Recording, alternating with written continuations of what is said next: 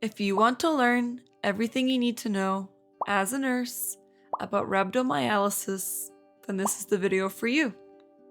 Rhabdomyolysis, also known as rhabdo, is a potentially life-threatening condition characterized by increased skeletal muscle cell breakdown and death, resulting in intracellular contents to be expelled into the extracellular space.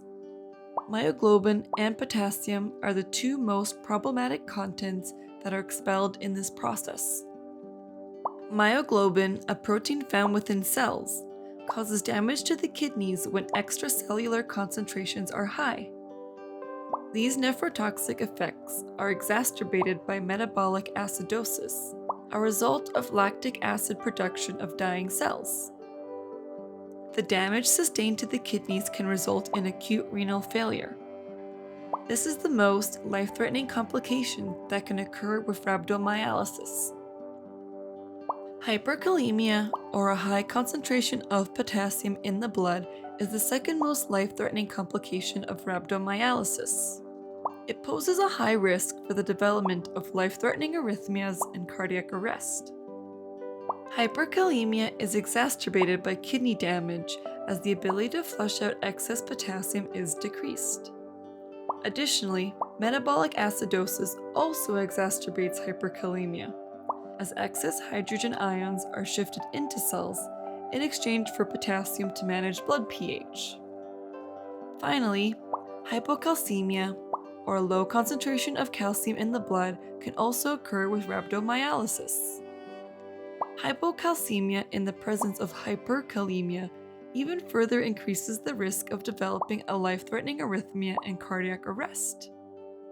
Various other electrolytes are also expelled from dying cells in rhabdomyolysis.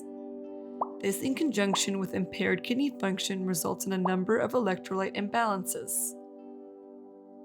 Creatine kinase, also known as CK, is the final noteworthy content expelled from damaged and dying skeletal muscle cells. CK is a protein found in skeletal muscle cells and is an important lab marker for assessing cell damage. Rhabdomyolysis can range in severity from an asymptomatic bump in CK to life-threatening. Any disease process that causes increased muscle cell damage and death can result in rhabdomyolysis. These causes can be categorized as physical or non-physical. Physical causes of rhabdomyolysis include prolonged immobility, especially if on a hard surface, such as elderly who fall and are not found immediately, or lying unconscious for a prolonged period of time. Direct trauma, such as a car crash, disease processes that affect body temperature, such as malignant hyperthermia, heat stroke, or hypothermia, ischemia, such as an arterial thrombus, and extreme exertion, such as intense exercise, seizures, and alcohol withdrawal syndrome.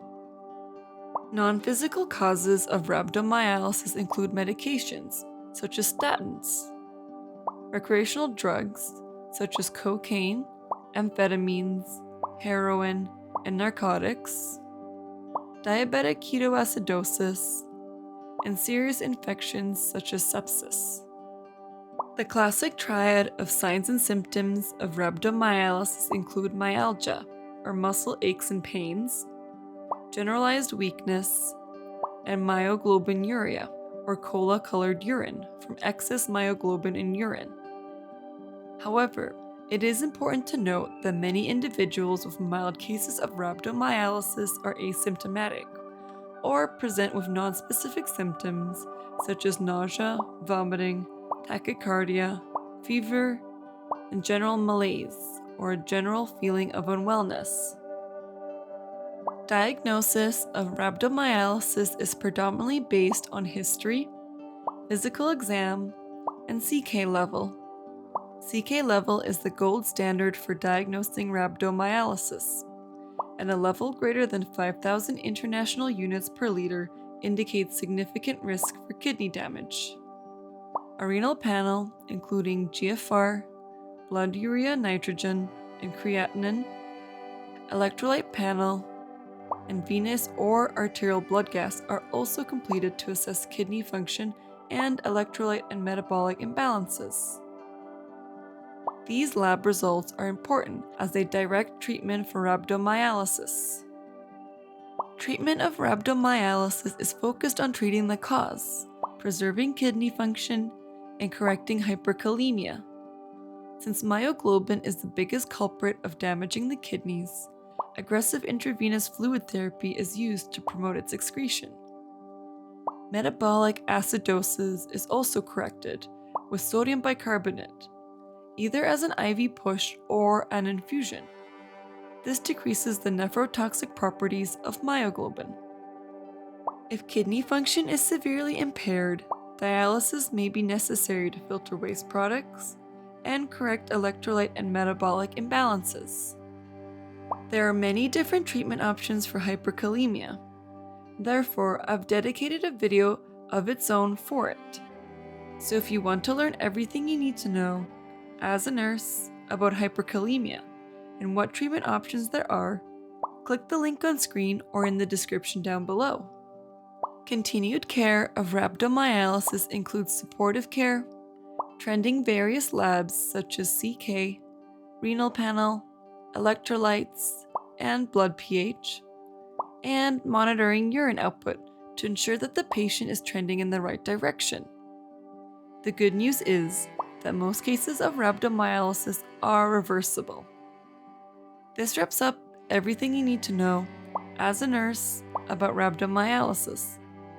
I hope you found this video useful, and if you did, please show your support by giving this video a thumbs up, subscribe, and hit that notification bell so you never miss a video. And please leave a comment down below if you have any video requests. Thank you, and bye!